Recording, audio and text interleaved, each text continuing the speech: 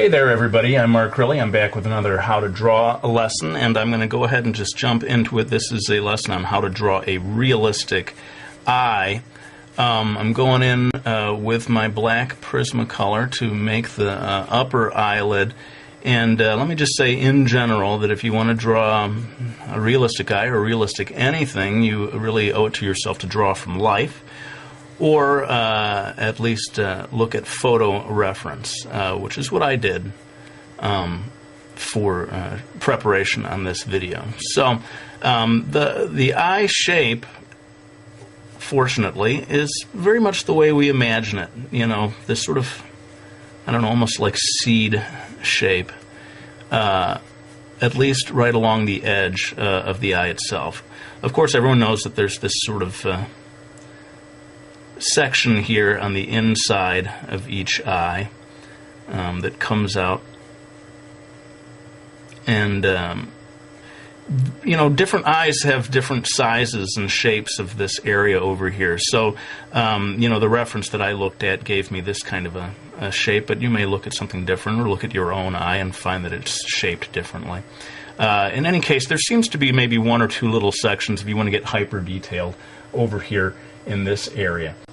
Now that I've got that section done, I'm going to go ahead and get to the eye itself, and this, again, it's, you know, more or less a perfect circle. So if you don't trust your own circle drawing skills, you may want to trace around a quarter or something, who knows, to get that perfect shape. You know, I don't think there's anything really all that wrong with getting some help from you know, a ruler when you need a straight line, or you know, a cup or something when you need a perfect circle. Anyway, I've kind of got that section in place, and for the pupil, I'm thinking that it's about 1/4 or 1/5 the width of the iris. Again, a perfect circle to whatever degree you're able to do it. And then I'm going to put in a sort of a highlight area over here that, you know, maybe is sort of the suggestion of a window in the wall that's providing some light there. Okay. Now I'm going to jump in and do the eyelashes. This is a female eye, and maybe someone who's wearing quite a bit of mascara, who knows. So I'm going to go ahead and give a nice thick, dark, full eyelash area over here. This kind of thing, you know, I can't obviously go line by line and tell you how to do it. It's practice makes perfect, I guess. But again, looking at different reference, looking at different eyes, you're going to see all kinds of different ways of doing the eyelashes. And the only thing is that at the bottom, you want to create a little bit of a separation between the eyelash area and the actual, you know, flesh of where the eyelid meets the eye. This is that line. The second line down here is where the eyelashes are going to come out, and they start quite thin, you know, down over here on this section, and as they go along, they get thicker and thicker, at least in the reference that I was looking at. And having got that section done, we've kind of got the basic shape in place, with the basic guidelines for the eye itself. Now, again, every eye is different, but most eyes are going to have some kind of a eyelid,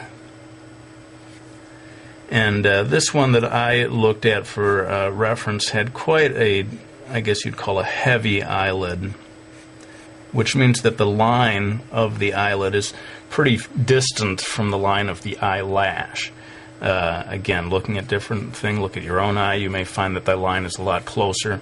And in some Asian eyes, there's almost no line at all of eyelashes. This is not so much a video about drawing the eyebrows, so forgive me, I'm just going to drop in really quickly a suggestion of an eyebrow here without talking about it too much.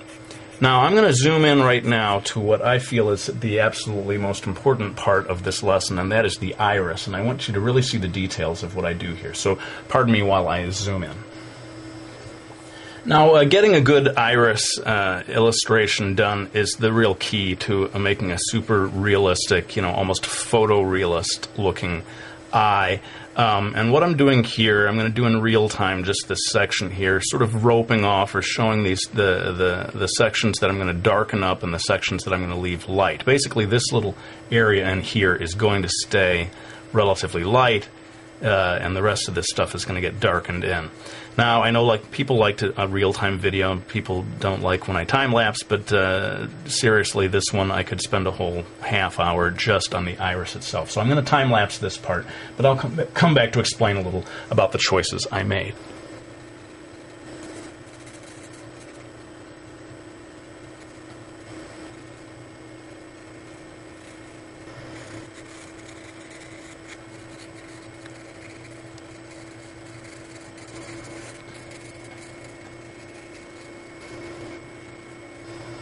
Alright, so you can see where the key to getting a nice shiny looking eye is getting this nice window shaped highlight, although it doesn't have to be window shaped, it could be sort of circular or any number of shapes. But make sure that you keep it nice and white, and that you darken the area near the highlight, and that helps it pop and makes the whole thing look shinier. And you saw that I spent a fair amount of time adjusting the different shades here. There's a band area here near the pupil that's a certain thickness. There's a whitish area down here, and then again, in certain types of eyes, every eye is different, you get the very darkest band of color right around the very edge. I'm going to go ahead and jump in here and very quickly darken this area in of the eyelashes. Again, this is maybe a female eye, someone who's wearing quite a bit of mascara. And with that, we're starting to come into the home stretch on this video. And again, to keep things a reasonable length, I'm going to have to do some of this in time-lapse. But hopefully it won't be anything that you couldn't follow along with. Basically, I'm going to be adding shading to make the whole thing look a little more 3D. And again, I'll come back to explain a little bit about the choices I made.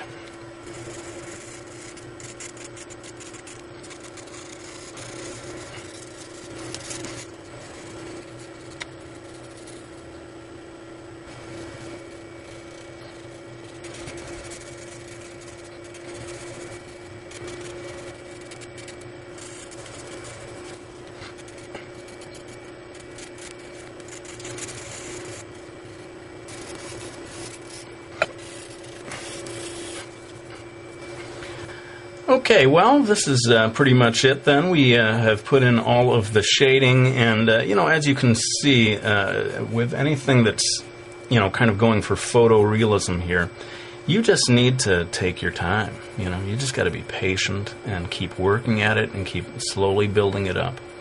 And that's why I pretty much had to time-lapse through a lot of the stuff on this video. Those are the requirements of doing something truly realistic. And in many ways, if this is the kind of art style that you want to do, the most important thing that you need to learn is patience. You can draw almost anything so long as you're willing to commit the time to it. So that's pretty much it for this video. I hope you found it useful, and if you want to see me do more realistic stuff like this, by all means, let me know. I'd be happy to do a whole series of videos like this. This is, of course, what I was trained to do in my youth. And if you are able to draw like this, I think it does help you to draw in any other style even better. Or to, just bring something extra to it, whether it's the manga style or even just a cartoony style. If you know how to draw this way, you're going to be able to draw in any style at a higher level. I think it's safe to say. Well, let's go ahead and put the pencil down.